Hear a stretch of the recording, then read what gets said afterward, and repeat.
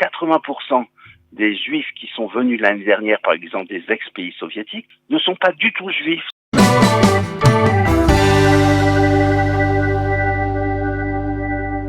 Docteur Dov Maimon, bonjour, Boker Tov. Boker Tov, bonjour, chers auditeurs, bonjour Daniel. Merci d'être avec nous ce matin. Nous vous avons sollicité parce que, au-delà de toutes les polémiques, de la crise du coronavirus, de la normalisation des relations avec les Émirats arabes unis et d'autres développements, il y a un projet de loi qui est initié par le député Yamina Bezalel Smotrich qui risque de provoquer un véritable tremblement de terre, on va dire, au niveau social et religieux en Israël. Le projet de loi de Bezalel Smotrich est de modifier, d'amender la fameuse loi du retour, qui est une des lois, on va dire, presque fondamentales de l'État d'Israël, qui permet à des juifs, bien entendu, d'obtenir immédiatement la nationalité israélienne s'ils sont juifs selon la halakha, s'ils sont nés de mère juive, mais également aussi à des originaires, à des personnes d'origine juive, s'ils ont un grand-père qui est juif, qui est donc juif, et même si eux, selon la halakha, ne le sont pas obligatoirement.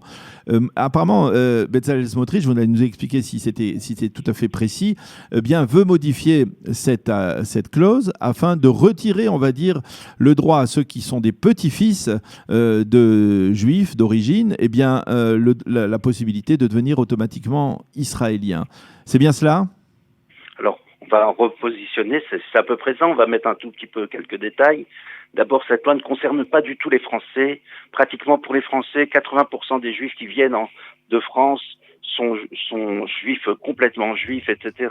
Il y en a peut-être 5% qui sont pas juifs d'après la halakha. Donc ça ne concerne pas du tout la notion de petit-fils, le point 2.4, l'amendement de 1970 2.4a ne concerne pratiquement pas les Français. On va commencer comme ça. Alors la première chose, de quoi il s'agit ? Il s'agit d'un vrai problème.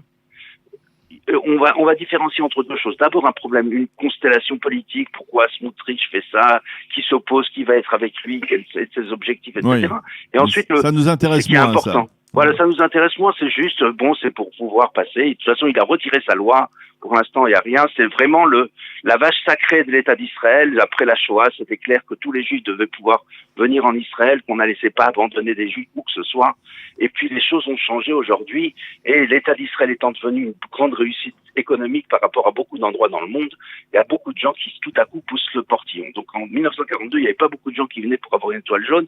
Tout à coup, aujourd'hui, on a des millions et des millions de personnes, peut-être même des dizaines de millions de personnes qui tout à coup veulent venir pousser la porte et venir avoir un passeport israélien, souvent que pour avoir le passeport et disparaître après.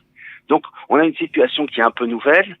Et alors de quoi il s'agit ? D'abord, il s'agit que 80% des Juifs qui sont venus l'année dernière, par exemple des ex-pays soviétiques, des pays qui étaient auparavant soviétiques, ne sont pas du tout juifs. Ça veut dire qu'il peut avoir, non seulement peut avoir un grand-père juif, mais il peut aussi avoir sa femme et les parents de sa femme qui n'ont absolument rien de juif, ont même pas du sang juif dans les veines, pas du tout, quoi, rien, zéro. Donc on se retrouve avec énormément de gens qui viennent et qui n'ont rien. Et ça fait plus de 50% des juifs qui arrivent depuis les années 2000, qui sont des nouveaux olim, donc c'est essentiellement des juifs comme j'ai dit, l'Union soviétique, l'ex-Union soviétique, qui n'ont rien de juif et qui sont amenés en Israël d'une manière un peu particulière pour, en fait, c'est un électorat pour un certain parti politique israélien qui cherche à faire venir ici des gens qui vont soutenir ce parti politique. On va vous aider peut-être, c'est le parti d'Avigdor Lieberman, Israël Beiteinu. Voilà, vous avez gagné un bon point. Voilà, donc on a des personnes ici, et comment ils font ? D'abord la méthode qu'ils font, il y a un truc qui s'appelle Ofek Israéli, des gens très bien qu'on aime beaucoup, qui s'occupent de ça, mais ils ont décidé d'aller donc sur les réseaux sociaux, Facebook, WhatsApp, etc., Instagram, et ils vont publier, dire aux gens, on vous offre une possibilité, si vous avez quelque chose, on fait une vérification, vous avez un nom juif, quelque chose de juif, vous venez en Israël, et on va vous aider à faire venir. Il y a des démarches, on va dire, il y a des forcing, il y a des entrings de la part d'Israël Beiteinu à ce niveau-là ? Voilà, disons que notre ami Shimon Cohen qui dirige Ofek Israéli, qui est quelqu'un qu'on aime beaucoup, etc., qui nous aide aussi pour la France, mais bon, il a dit, il y a aussi des raisons qu'on pourrait peut-être lui demander, pourquoi il le fait aussi pour des raisons idéologiques, mais lui, il dit, on va aller rechercher les gens qui ont des racines juives et les faire venir en Israël et les rapprocher en se disant qu'on a quand même que 90% de ces juifs, de ces personnes qui sont peut-être pas juives d'après la loi, qui sont juifs d'après la loi retour, mais pas d'après la halakha, voire pas vraiment d'après pratiquement aucune loi, qui sont des familles de mariés, des parents de gens mariés avec des juifs. Finalement, quand ils arrivent en Israël, ils font ce qu'on appelle une conversion sociologique. Ça veut dire qu'en Israël, on arrive, on vous dit, vous êtes juif ou arabe, et ils disent, on est juif. Et donc, ils renforcent quelque part la population juive, ils deviennent juifs, et 80% des Israéliens sont prêts à se marier avec ces genres de personnes qui sont halakhiquement pas du tout juifs, mais qui ont fait l'armée en Israël, qui sont intégrés socialement et culturellement. Donc, il se passe un risque d'assimilation avec une grande population, c'est 300 000, 400 000, 500 000 personnes en Israël, qui risquent quelque part de rendre le pays avec toute une population qui n'a pas vraiment, c'est pour lesquels le pays n'a pas été construit pour eux.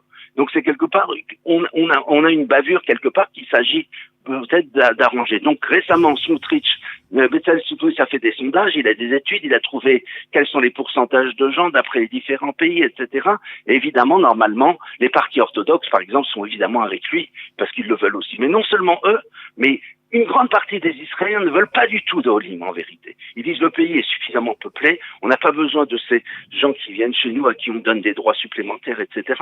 Donc il y a une coalition quelque part fondamentale de gens qui sont en vérité, ne sont pas spécialement intéressés d'encourager la Aliyah du tout, y compris la Aliyah juive, et y compris la Aliyah non juive. Alors, je voudrais essayer de mieux comprendre, c'est-à-dire cet amendement du petit-fils, c'est-à-dire il avait été à l'époque mentionné dans la loi du retour pour une raison assez historique et assez même douloureuse, puisqu'il s'agissait d'une sorte de réponse aux nazis qui avaient voulu aussi eux-mêmes, qui considéraient juifs comme les petits-enfants de juifs. Et même si eux-mêmes, ils ne regardaient pas vraiment la halakha, on peut dire, les nazis, même si eux-mêmes n'étaient pas juifs, et même si eux-mêmes ne savaient même pas qu'ils étaient juifs.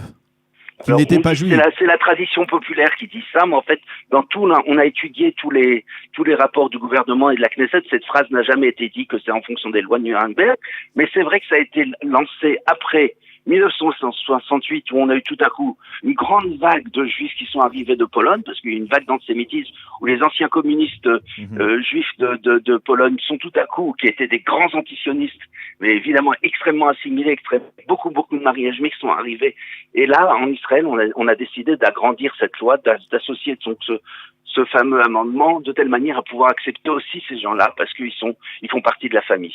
Donc ils font partie de la famille et c'était prévu comme ça. Aujourd'hui, les petits-fils aujourd'hui sont des gens qui sont vraiment très loin, qui ont vraiment pratiquement plus rien du tout. Donc, en fait, ceux qui ont proposé ça là-bas, c'était quand même des gens pas du tout du monde ni religieux ni de la droite ou de la droite extrême.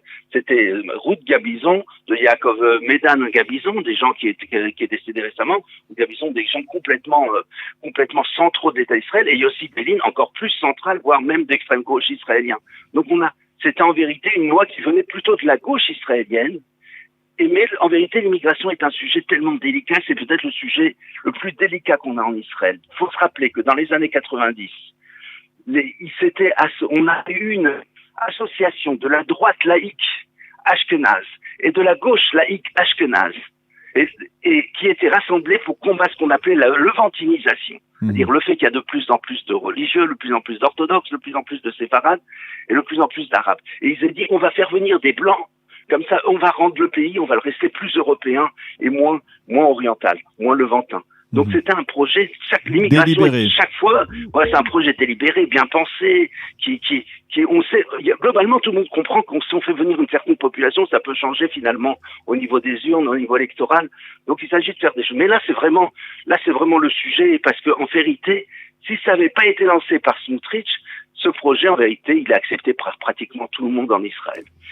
Tout le monde comprend en Israël qu'on a ici une situation aberrante où on fait venir des quantités de gens, des dizaines et des dizaines de milliers de personnes chaque année qui n'ont rien à voir avec notre pays et qui sont, on sait même pas pourquoi on les fait venir. Une grande partie qui sont même pas. C'est-à-dire que dans les années 90, les Russes qui venaient étaient des gens extrêmement diplômés, des gens extrêmement intelligents. C'était des gens qui avaient je dirais, l'habitude juive. C'était des gens qui étaient des travailleurs, mais aujourd'hui, ceux qui viennent aujourd'hui sont d'un niveau bien moins éduqués, sont des gens qui viennent de la campagne, qui viennent des endroits qui n'ont pratiquement plus rien à voir avec les Moscou, Leningrad ou les grandes villes. C'est des gens qui viennent de la campagne, qui n'ont rien de spécial, de petits gens qui ont trouvé une opportunité d'émigration professionnelle et qui vont se déplacer ici en Israël. Certes, beaucoup prennent le passeport et s'en vont parce que ça leur permet d'avoir toutes sortes d'avantages, prennent les aides, les 60 000 shekels qu'on leur donne, etc. Ils disparaissent.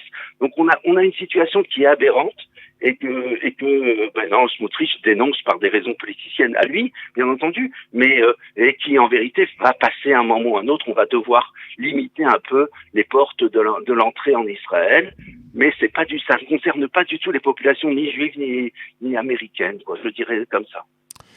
Eh bien, docteur Dov Maimon, merci beaucoup d'avoir été avec nous, de nous avoir expliqué la complexité de ce dossier, bien entendu. Donc, pour l'instant, pas d'amendement à ce projet de loi, mais en tout cas, au moins, un rappel sur ce qui s'est passé, sur on va dire, une explication assez détaillée de votre part sur justement donc ces changements qui sont intervenus ou que souhaiterait en tout cas neutraliser le député Bezalel Smotrich. Merci beaucoup d'avoir été avec nous ce matin. Bonne journée, Dov. À bientôt.